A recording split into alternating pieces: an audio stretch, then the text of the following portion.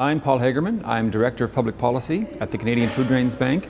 Food Grains Bank is part of a coalition called Food Security Policy Group, which includes about 20 international development organizations from Canada who are all doing food security work on the ground. We gather together to try to influence policy. And in this case, we have done research on the impact of CETA's food security strategy.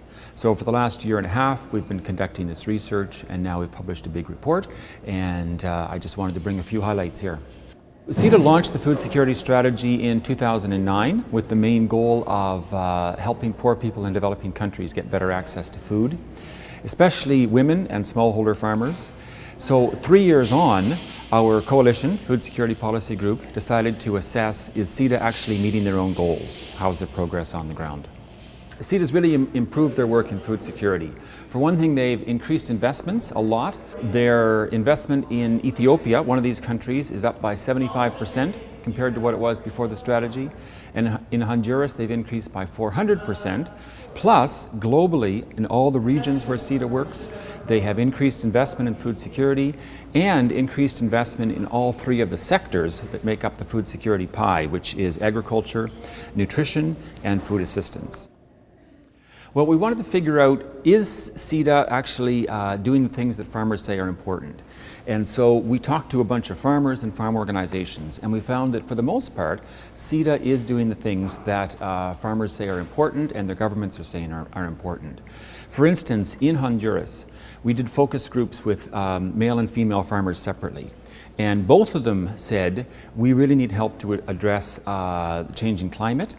And they also said, we want our government's work to focus on food crops more than cash crops like coffee. In addition, the women said, we want to diversify our farms in order to get better household nutrition. And the men were really concerned about access to land. So in all of those cases, CETA is working on those issues, and we're pleased to see that. In Ethiopia, farmers said that they wanted to increase the productivity of farms and they wanted to increase the diversity of their farms, plus have improvements in rural infrastructure so they could get crops to market, things like that. And again, CETA got high marks for working in those areas. It's not all good news. We found some areas where CETA could improve as well. One of the things was around transparency. We were disappointed to find out how little information about this food security is really available to the public in Canada and to the public, the beneficiaries in developing countries.